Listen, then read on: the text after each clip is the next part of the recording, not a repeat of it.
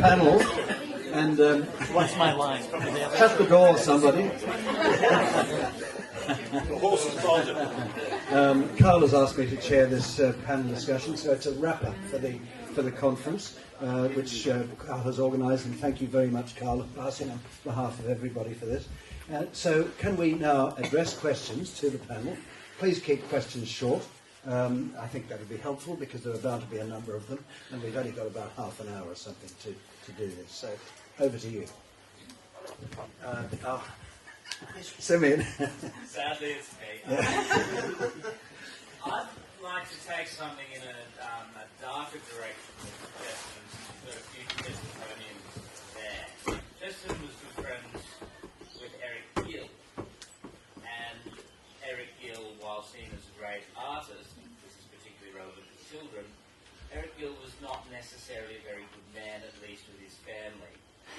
And I was wondering if you could make any comments on that, particularly with, say, with Gilbert and Francis and the links with, what was it, Ditchlings? Yeah. Because it's something more so than some of the other controversial topics of Chesterton's life. It's one of the more dark aspects and one of the less... Yeah, it's not as easily explained awayable, except that he probably didn't know anything. So, who are you directing it to? I was aiming at Carl, Nancy. I think Gary may know something. I'm not sure if Ben knows anything about this one. I don't think bad things about Chester.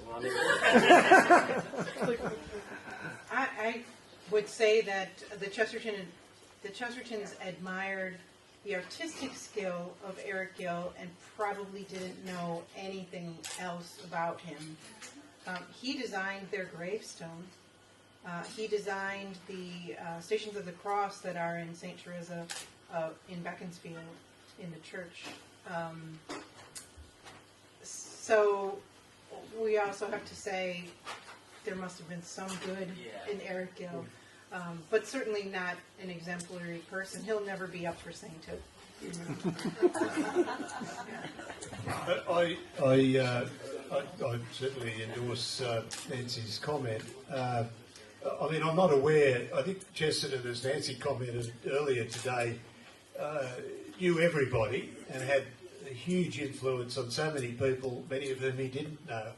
So the fact that he, if one says he was friends with Eric Gill, I think that would need to be in terms of any attitude that he might have had, assuming he knew anything, which is a big assumption anyhow, as Nancy said.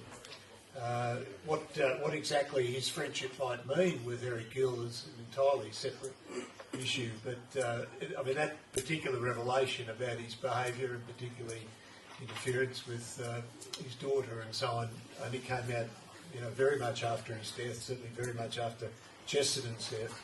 So I don't think one can draw any inferences at all from it, however distressing, a revelation it was.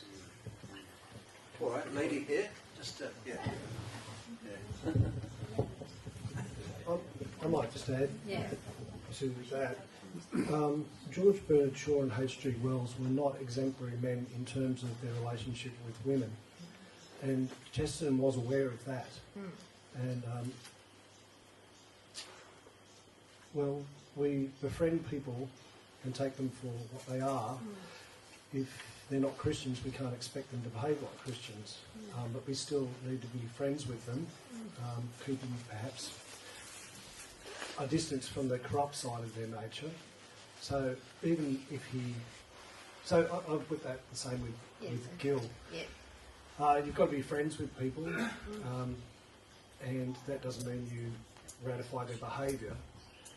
And certainly Gill's behaviour to his family is not attractive, but nor was Wells's behaviour or H.G. Shaw's behaviour with women. They just used them and tossed them aside. Didn't care if they were married or not. So that's one thing. The other thing is Jacques Maritain makes the point that an artist is committed to the perfection of his artwork, and that is quite a separate issue to the perfection of the man. So it's great if a good artist is also a good man, but for the purpose of his art, he needs to seek perfection of his art.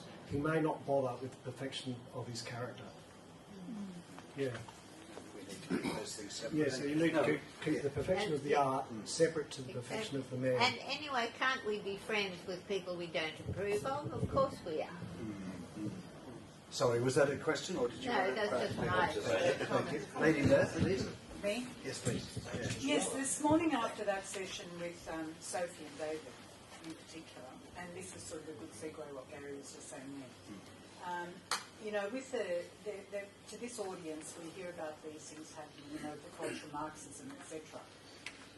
There's just been an astonishing polarisation in the debate. It seems to me that the 90% of the people I know who are sort of from the secular sort of side of humanity, which is the vast majority of people I happen to know, you're a bit of a freak to be a person, you know, sort of having any sort of religious conviction and faith. It just seems to me that with the polarisation, we've got a group of people that think this stuff is just mind-boggling, idiotic. It's what's happening in schools and how children are transgender agenda and all that sort of thing. I just wonder if there isn't. How is it? Are we going through some sort of conniption in history, where you know there's been this, you know, the introduction of the pill and the women's lib movement that's been sort of burgeoning since the 60s, and it's gone through all the ups and downs. Are we going to be able to ever go back to a sort of understanding of you know, sort of sexual morality, and you know the old way that did actually outlaw homosexuality and exclude homosexuals from, you know, inclusion in society? I think the same-sex marriage debate has made come to the point where there was that real drive to include people, homosexual people, to give them a legitimate role, and this is what they've done with the marriage. It's sort of been a proxy for that, just a sort of a symbol of their inclusion and acceptance. Sure. So I'm just wondering what the views might be about ever getting to a point where it's not a reactionary thing, it's not going back to a previous, it's recognising that maybe we are evolving in a way, and this is the pendulum sort of swinging wildly too far, that it's actually going to come settling back at some point. So just, I couldn't know if anybody can hear sitting behind. Are we going through a conniption in history? I think that was the word you used. The current madness for social engineering, and will there be a return to default positions? How about that one? Who would like to take that? Sorry, we just want this on the line, so it's a bit there's one way that it can be reversed, and all those policies overturned and so forth. And that is, if Sophie was here, I'd be saying, why doesn't Australian Conservatives propose as policy a vast Muslim immigration policy? That's right. Because you would quite soon reverse all those policies. That's right. But there's downsides for us infidels, so it's not quite clear that is the best policy. Tony Burke still voted for it. Yeah, that's right.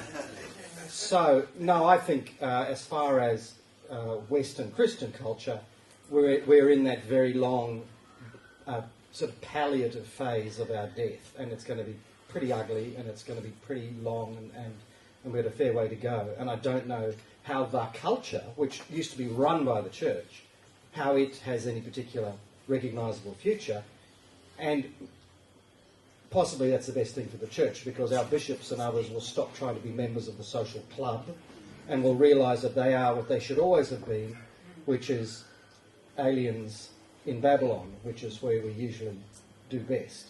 So I think that's the end of a long, long thing. Just one thing, though, we mustn't be too despondent, because there is still common sense. And if you mentioned the gender stuff, you mentioned other things.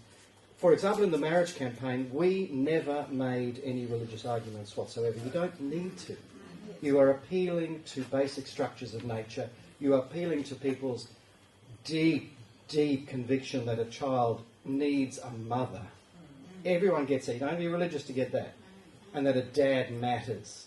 And if you institute two-man marriage, you are instituting motherless children by law. And that is so wrong. And so forth. People could get that. And we had all the arguments, we just didn't have the power of the media projection and the celebrities and the emotional slop to sort of just, the slogans. We didn't have that. But my point is that, there weren't religious arguments. And so there is always ground to be held and ground to be gained in the public sphere by us as citizens, regardless of whether we're religious or our audience is religious. All of this is on common, decent human principle. And so, we're not going to run away from the public square even if the culture is collapsing. I think, again, I feel quite pessimistic at times, but that's a useless mood to indulge. That never abandon the spirit of hope, which is a virtue drawn from faith and hopefully expressed and lived out in charity. And I think the point that you made, Yvette, is spot on. That the drive, the tremendous psychological and cultural drive for this was this, I think, really a feeling of guilt on the part of loads of people that a segment of society had been persecuted, treated very poorly, excluded, however one describes it, and this was necessary to provide a way back and a recognition in terms of legalisation. But given all of the rational arguments against it, and not being able anymore, if you accept those arguments, I think, to live in the sunny country of common sense, in Chesterton's words, then it's hard to see it being maintained. It's hard to see it has a long-term future. But it's hard to see anything really profound happening, I think, in terms of cultural recovery or revival without a recovery of spiritual faith. Because, again, if one takes, as I do, the Christopher Dawson vision of a spiritual life, a faith, an ideal being at the root of culture, and culture is the expression of that, then it's hard to see the culture doing very much. I think the secular culture is quite helpless to do anything about any of these problems, including far worse ones that could easily arise in a very turbulent world without a recovery and a renewal of religious faith. So I think without that, it's very hard to avoid the conclusion that things are not going to get any better very soon.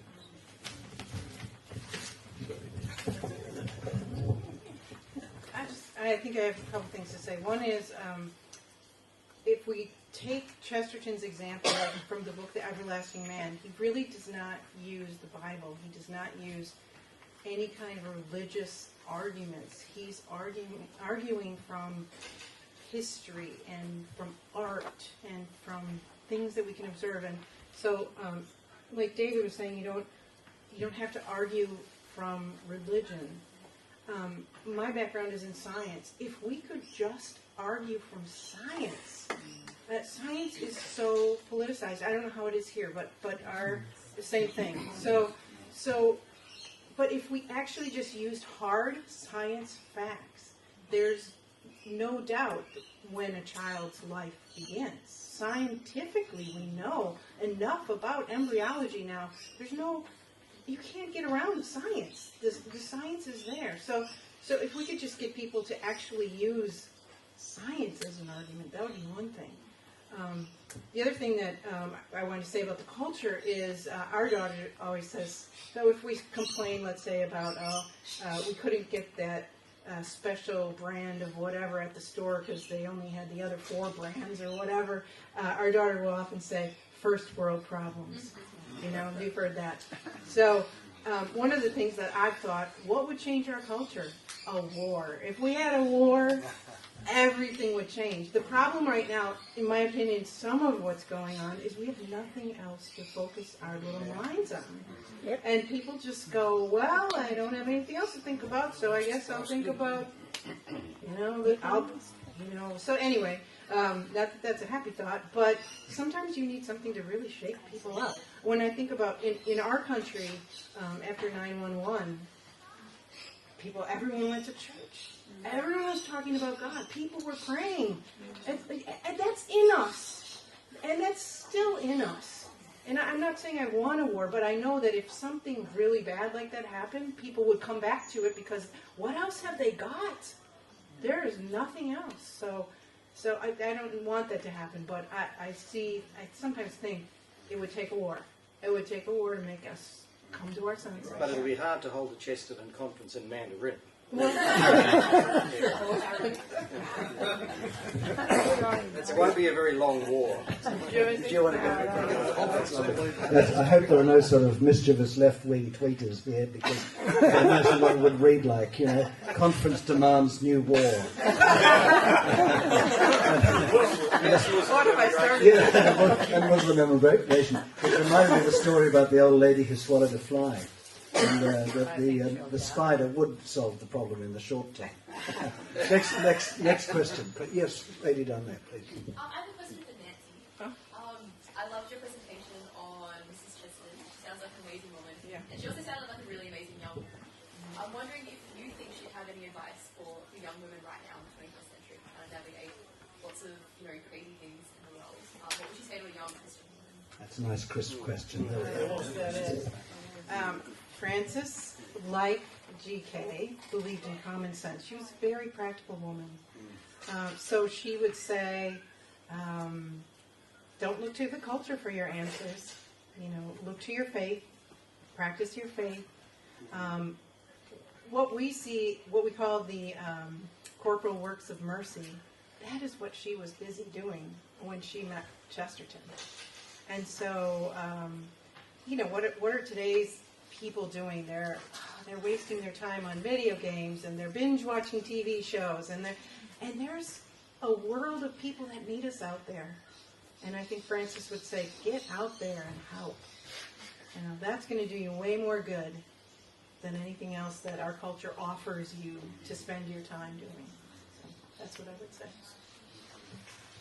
say. Questions? Any other? Next. Yes, please, gentlemen there. I was wondering whether we could have some optimism. I wondered if the Ontario result in Canada and the recent decision of the Supreme Court in England in relation to the same-sex cake situation, where Asher Bakery. the court in England unanimously threw out an argument presented by the same-sex people. It cost them a large amount of money from the government. But anyhow, does that give us any optimism? Because things changing in England and in Canada, but in some ways to that. The second question is, are your books being read in primary school in the USA? Okay, so I'll pass that to Nancy. There we go. Right, thank you. Second question, it can be answered faster. Mostly no. Maybe there are a few Catholic schools where I've seen that my book's actually recommended on their list, so that's really nice. Yeah, that's really nice. But otherwise, probably not in any secular school. No. You've got to have a state governor approving first, which will never happen, probably. So, what was your first point? well, then the third one was sort of hope Oh yes. that things might change as a result of Oh, yeah, some of the rulings. in Ontario, where the government was. I think we should definitely take hope from that. I mean, we have to take hope wherever we can get it, and that's hopeful. That is hopeful. There are judges out there who are not crazy, so they are going to use their common sense, and they're going to rule against some of the craziness out there. So we definitely have cause for hope, and of course we always have our prayer life and our hope in the ultimate, the everlasting man, Jesus Christ. Yeah. When you say there are judges who are not crazy, if you read the dissenting judgment in the Obergefell case in the Supreme Court, the Chief Justice was in the minority. It was 5-4. And he mocked the judges in the majority in a way I'd never seen judges do before.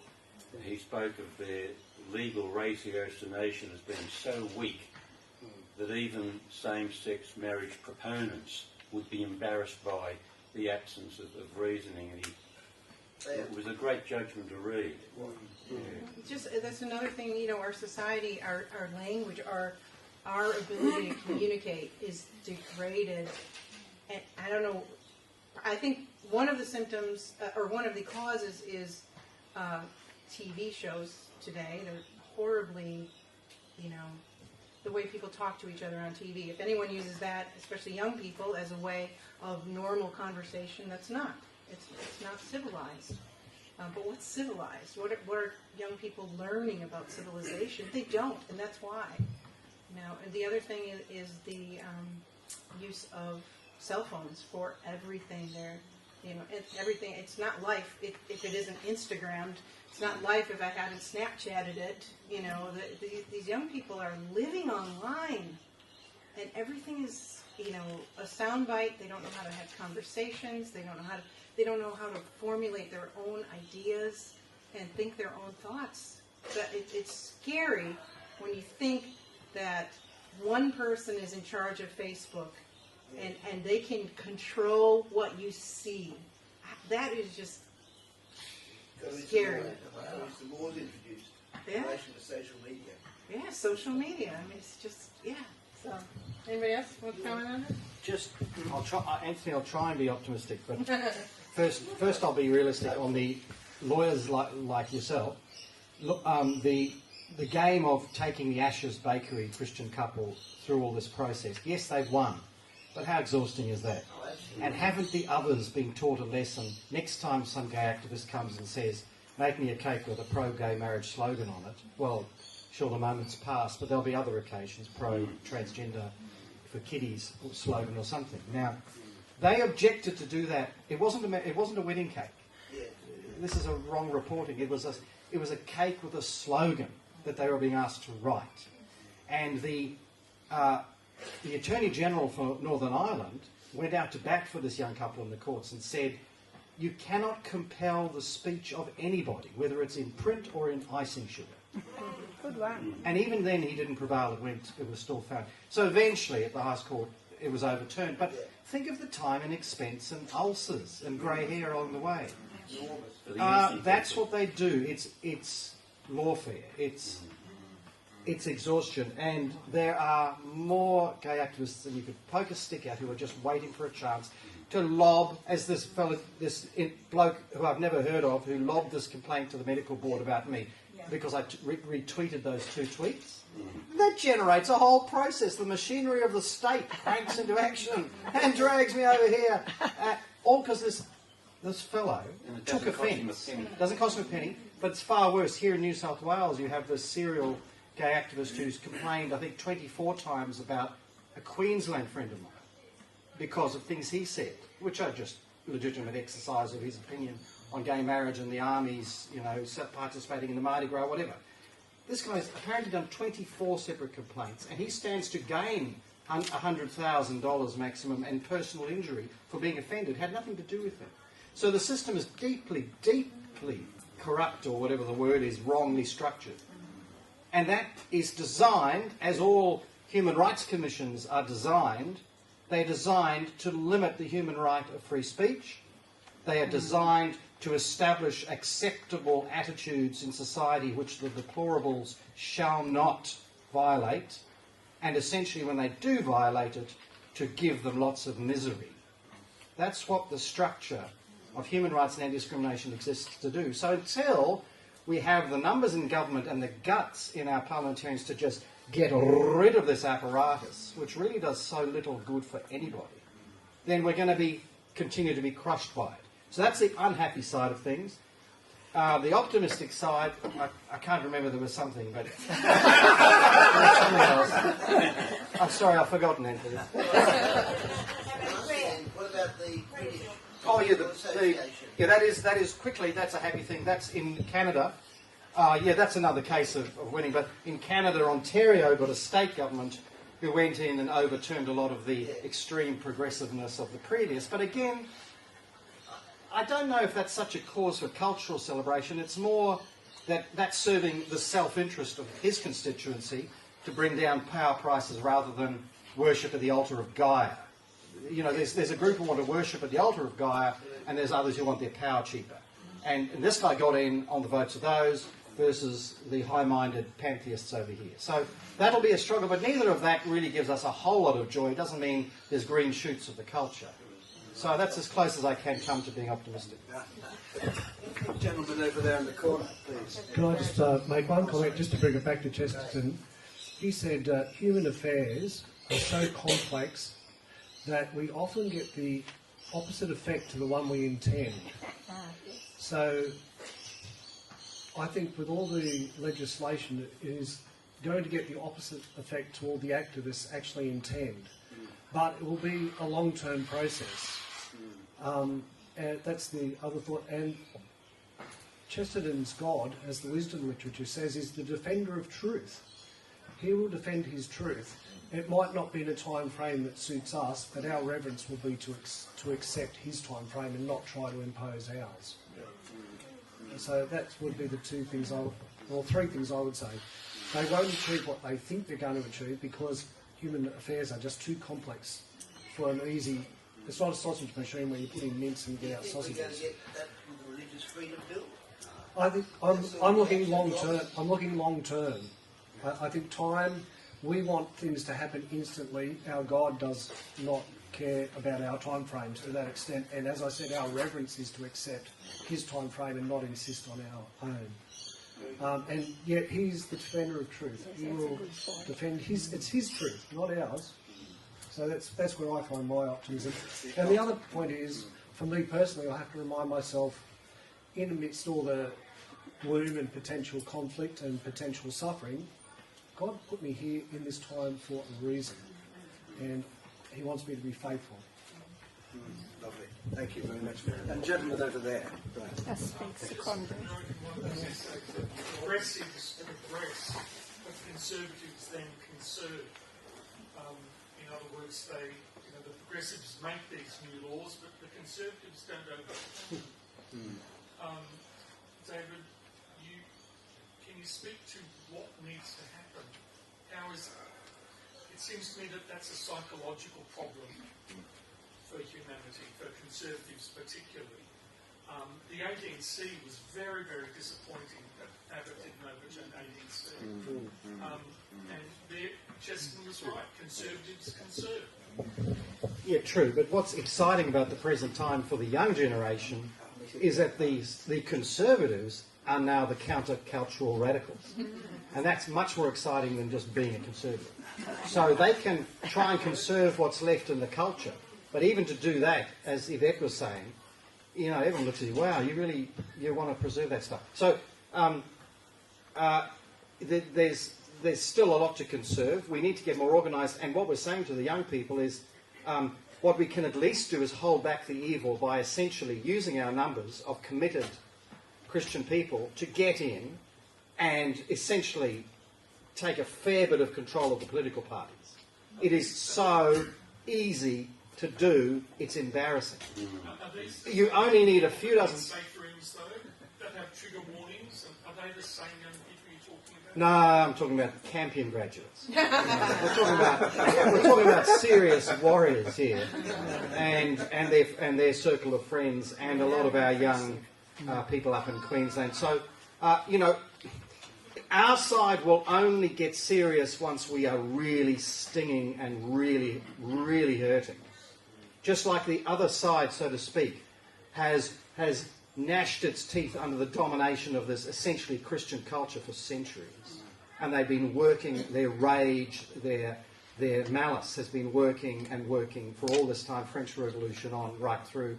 And now it's coming to a much more rapid fruition. But that's because they've done the hard yards. They have gone through the institutions, the media, the academy. They have managed to take hold of the curriculum and indoctrinate our kids. They've done the work. And they deserve to run the show now. And so once we are really distressed by that, and we're really angry at what they're doing to our kids, we'll start to get angry and we'll start to fight back and we'll start to repopulate the political parties and repopulate the academies and get creative in the media and make our own forms and gradually fight back. And that is that vast, slow swing of civilization. And we've got a lot of momentum still before it gets to its worst, but by then we'll be so hopping mad and the evangelism will restart, and with that the culture will go back in a different form, but it'll be back, won't it? I think that's what's going to happen. But we seriously, if you have young people, anyone who can get into a political party, right now in Queensland, we fully intend to get good, like-minded people into key seats, if possible, to get better people into those seats, shall we say. People who will not do and not vote the way that certain people have voted in the not too distant past, shall we say. So it's not too hard to do, and it's everyone's duty, and the other side's welcome to do the same. But we can take back some political power and stop, at least slow the onset of this juggernaut a bit. Another very, very small piece of optimism in the Asher Bakery case is that the Reverend, if you still know that, Ian Paisley, who I would imagine would still have some sort of power base, has vowed to do all in his power to clip the wings of that, I forget the name of the tribunal that pursued that young couple. Equal opportunity, to do all in his power to clip their wings and hold them to account and do something about their funding. Yes, yeah, good. Now, it's 5:02. Carl asked me to stop at about this point. We've got John McCarthy down the back. Have you got a quick one, John? You just to wind us up? A quick one. Good. Quick one. I can't imagine John being quick. No. Having Nancy Brown from the US Chesterton conference allows us to put some of the things about Chesterton in perspective. Now, I'm just wondering if she might do that in this respect. GK and GK's Weekly were political magazines. His political objective, distribution, is otherwise expressed as social credit. So, these were the things around which he spent a very considerable, in fact the majority of his time, writing and thinking. Just as, in his wider perspective, everyone should keep in mind, he was a political journalist in England and a political player. His cultural and religious outlook was a minority of what he was about. It seems to me somewhat odd that in the second generation since his death, it is a minority of his work that is attracting interest, and that what he was really interested in relation to what he does in the world seems to have no success and no interest, and particularly no interest in those who are interested in G.K. Chesterton. All right. So that wasn't the question. Did you want to? Okay. We got one more then, just to, shall we conclude at that point?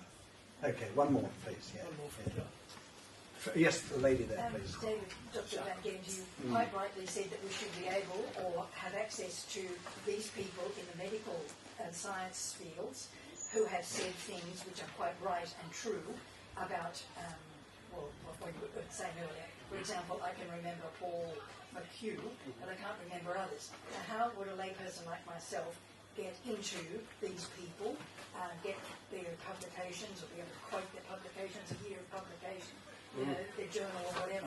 Okay. That The question is ammunition for me. Sure. The question is, what resources are available to people to make contact with this information on our side of the argument?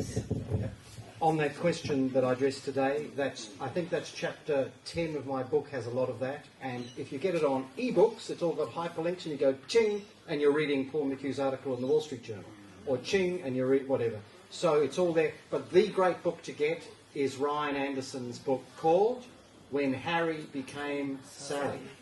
When Harry Became Sally. Beautifully written. He's an angel, the way he writes.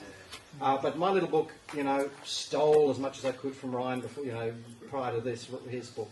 And it's all there in that chapter. And you'll get all the links to the things I talked about today. And of course, it's coming out on in the Chesterton magazine that Carl will be putting my talk up. but it's a bit easier if you've got all the footnotes. Is the Ryan Anderson book on iBooks as well? Yeah, it's Amazon. Yeah, Amazon. iBooks. Yep. When Harry became Sally. By Ryan Anderson. But don't retweet anything about him or you'll have the medical board. Well, ladies and gentlemen, we might wrap this up. Perhaps if I, rather than speak over my good friends.